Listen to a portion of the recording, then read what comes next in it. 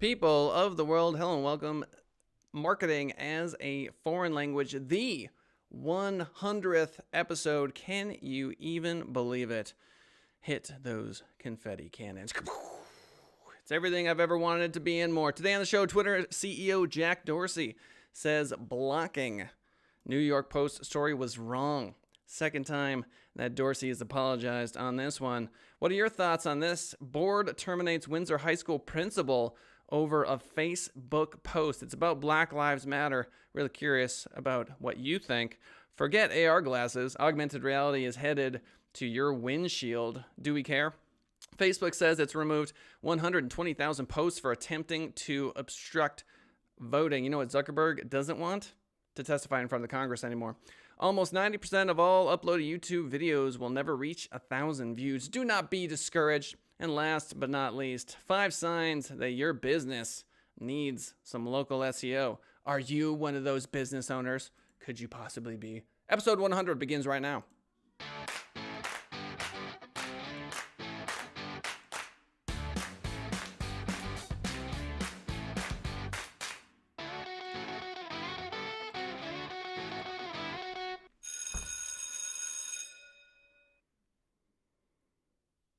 Ooh, Jack Dorsey not apologizing once but twice.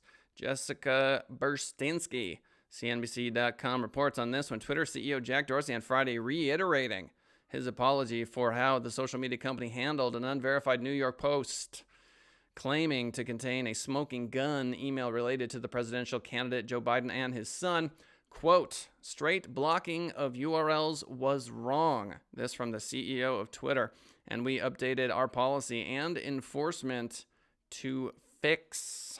Our goal is to attempt to add context, and now we have capabilities to do so. So claiming that problem solved. The company faced swift backlash from conservatives and President Donald Trump for its decision to restrict the report. The story from the Post alleged that then VP Biden's son Hunter attempted to introduce the VP to a top executive at a Ukrainian company Hunter worked for to his father. A spokesman for the Biden campaign denied the claims. How true is the story? Is it 90% true, 80% true, 70% true, 110% true? The point that I am making is that if we don't know the veracity of a story and we are blocking the press secretary of the United States, perhaps we've gone a step too far, am I right? Twitter chose to restrict distribution of the story, citing its hacked material policy, which doesn't, quote, permit the use of our services to directly distribute content obtained through hacking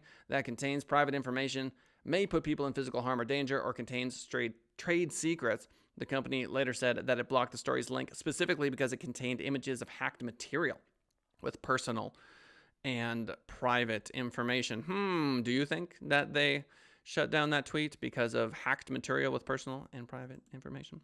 Need your thoughts on this one. Board terminates Windsor High School principal over Facebook post. Warm up those fingers because I want to know in the comments your thoughts on the Mount Ascutney School Board firing Principal Tiffany Riley after she posted a controversial Black Lives Matter comment on her personal Facebook page. Now, we are live, 10:30 a.m. Pacific Standard Time. Go to YouTube, punch in marketing as a foreign language. Boom. Subscribage.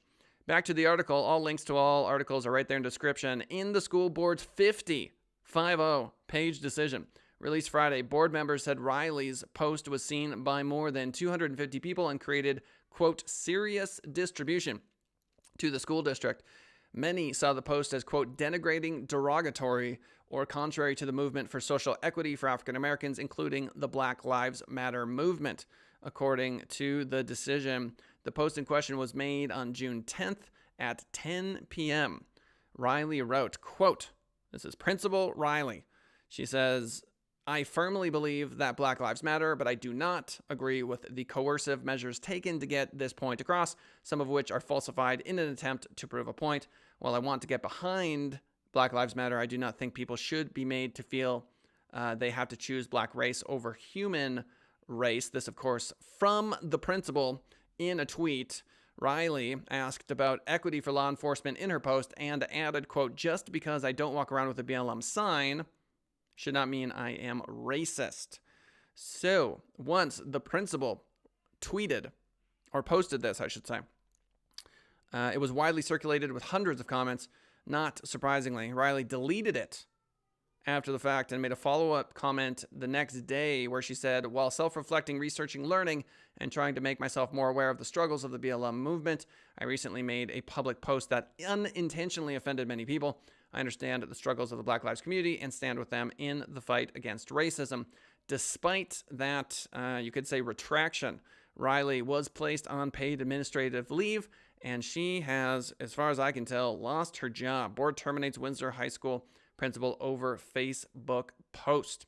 So, what do you think? Do you think that she should have lost her job for this particular post? Leave your thoughts in the comments. Leave your thoughts in the comments. Forget AR glasses. Augmented reality is headed to your windshield. Yeah, it's kind of cool that we can have AR windshields. I think it'll be really neat to have the map right there laid out in front of you. However, I think that self-driving cars are very much more important. And to me, despite how cool it is, I really do think that because we are, and I'm going to guess here, 3 to 5 years away from self-driving cars hitting the market, well, you know, having a cool augmented reality windshield, not really going to help save that many lives, as far as I can tell. Now, this HUD technology is something you'd usually find in a fighter jet or commercial aircraft, but it could be making its way into your car. Again, I'll take the self-driving car. Thank you very much. Next article, TheVerge.com. Facebook says it removed 120,000 posts for attempting to obstruct voting. Facebook rejected 2.2 million ad submissions for targeting the U.S. without completing its authorization process. I have gone through said process. You have to send in your license. It feels like a government agency, very DMV-ish. I suppose banks require this kind of information, but the point that I am making is that the Facebook machine is more and more appearing like a government agency and less so like a private company. That being said, the social media giant also has removed 120,000 posts across Facebook and Instagram for violating its voter interference policies and placed warnings on 150 million posts debunked by fact checkers. I find it interesting that only certain times when posts get shut down do they make the news. Facebook is shutting down a lot of posts. Now, on the one hand, you know, nudity, violence, this sort of stuff, there's a lot of posts that everyone will agree that, yes, they should probably not be on Facebook. You know, you've got like this Jack Dorsey censorship scandal. And then you've got Facebook over here removing a ton of posts for violating what they are referring to as voter interference policies. So the power of these particular establishments is not diminishing in regards to its election. This, to me, is definitely a reaction to the criticism that Facebook received last go-round, where they basically have admitted that they allowed ridiculous stunts via, you know, the Russian government. Now, a report from the Wall Street Journal, last week demonstrated how far Facebook has gone to try to appease conservatives who frequently complain, and that's the words TheVerge.com is using, about perceived bias in its algorithm. According to the Wall Street Journal, Facebook designed changes to its newsfeed algorithm in 2017 to reduce the visibility of content from left-leaning news sites like Mother Jones on its platform with CEO Mark Zuckerberg's approval. Facebook has taken other steps to try to mitigate potential chaos. On November 3rd, and afterward, the platform will ban ads that wrongly claim victory in the U.S. presidential race, or ads that claim rampant voter fraud could alter the results of the election. I mean, the gloves are off. The gloves are off. And I think you'd be hard pressed to see Facebook as a conservative entity. I find it interesting that the NBC, Fox News sort of worlds, this sense of objectivity as a goal seems to have evaporated over the last 10 and 20 years. It just feels like, you know, these institutions are throwing their hands up and going, okay, and they just pick a side. That's what it feels like. Almost 90% of all uploaded YouTube videos will never reach 1,000 views. This from Damian Wild, 9to5google.com.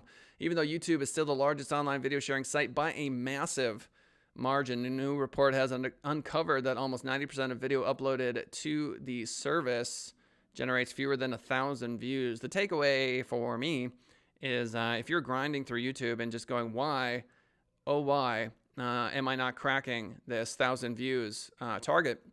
Well, you have a lot of friends, 90% of all users.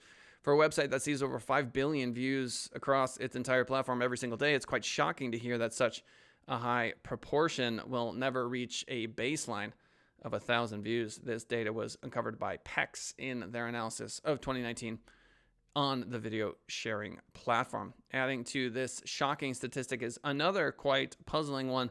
A microcosm of YouTube channels are actually reaching 100,000 views per video on average. Only 0.77% of all content on YouTube is reaching such a milestone, but they account for 82.83% of the actual total viewer figure. 1%ism appears to be more in line with just the nature of humanity than it is perhaps a top-down, government enforced system, which is to say, on YouTube, anyone can post whatever they want, pretty much. No, YouTube's not perfect, but basically, if you want to have a YouTube channel and you want to talk about whatever you want to talk about, you can go ahead and do that. And it's not surprising to me that 0.77% of all content on YouTube accounts for 82.83% of the actual total viewer figure. There's just something about how we operate psychologically, sociologically, where we promote certain channels and we continue to promote them, and then they get massive market share. Why is that? You can talk to a psychologist. Might not be a shock to some people, but it actually showcases some of the problems with the systems that are suggesting content to viewers, especially when over 80% of the views on the YouTube platform are coming from such a small pool of content and creators. Same problem, different platform. Last but not least, 5 signs that your business needs local SEO. Really quickly, we'll drive through this. Competitors rank higher, duh. You want to rank in search engines results in Google, duh.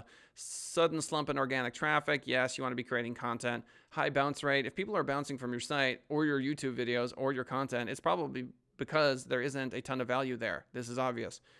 So maybe consider video. Video is a great way to lower the bounce rate. People want to click on a video. 15, 30, 45 seconds more on a page is a huge deal. Pages with just text that is not engaging are going to lose folks right away. 3 seconds, 5 seconds, 7 seconds might be your time on site. You really got to get into video if you're a business owner in 2020. And the scariest thing about that, I would argue, is that if you want to do something compelling, you're going to have to talk about some interesting topics, let's say. You can spend your whole life doing how-to videos on how to go into your Google My Business profile and how to change a post and how to do all that sort of stuff. You can do that. But for how long can you do that before your head explodes from boredom? I would argue, at least for my personality, that you got to get out there. You got to share your mind. You got to let folks know what you think. And you got to push. You have to push regularly, which is to say, Monday through Friday, 10:30 a.m. Pacific Standard Time. Why don't you hit the sub button? Not optimized for near me searches. Look, if you haven't completely filled out your Google My Business profile and you aren't posting regularly and you don't have a consistent flow of reviews to your website, well, then start with those. Those are the basics. And content creation, yeah, it's not just blogs, people. Come on, man. Come on, man. It's video. It's video. You need lots and lots and lots and lots of video. And live streaming is the new thing. Why don't you join us for the live show? 10:30 a.m. Pacific Standard Time. All you got to do is type in marketing as a foreign language into YouTube, and there you go. Twitter's CEO Jack Dorsey apologizes again. Ooh, that's the twofer. Not once, but twice. I think he's got enough money. I don't know about this New York Post article. I don't know how much of it is true. I don't know how much of it is fact-checked, but on the internet at large, we got quite a few articles coming out. So Twitter and Facebook's weighing into this election. It just goes to show that we have a whole new set of titans in the arena, okay? And I don't know, is there, and someone tell me in comments, you could make the argument that Twitter and Facebook are leaning to the left. Is there a social media platform that leans to the right that I'm just not aware of? Please do tell me. Board terminates Windsor High School principal over a Facebook post. Oh, let me know in comments. Do you think it was a justified termination? Yes or no? I'm curious about your thoughts. Forget AR glasses. Augmented reality is headed to your windshield. Yeah, I kind of care. It's kind of cool. It's kind of interesting that we're going to have holographic technology. But what is more interesting is self-driving cars when it comes to cars. In the house, yeah, I can see a lot of things that would be amazing for holographs, like cooking. Can you imagine that? They're like, literally put your butter here, put your, chicken over there, put your lentils over here, and you're like literally doing it based on the hologram. That's cool. A lot of cool stuff you can do with that. Facebook is sick and tired of having to justify that they are doing everything they can to not have the election rigged. And so they have put in some pretty gnarly authorization processes. I know because I have gone through one of them. Facebook rejecting 2.2 million ad submissions. Okay, so they're not messing around this time. They don't want to be held liable for any of that stuff. 90% of all uploaded YouTube videos will never reach 1,000 views. Okay, we get it. The 1%ism of the universe. Last but not least, yeah, go ahead, fill out your Google My Business profile, have amazing content, create videos. This was, can you even believe it, the 100th episode of Marketing as a Foreign Language. Thank you to everyone who's been watching for all this time. I genuinely appreciate it. And here's to 100 more. Am I right? Good stuff. Thank you so much. We'll see you for the next episode, which of course is 101. Farewell.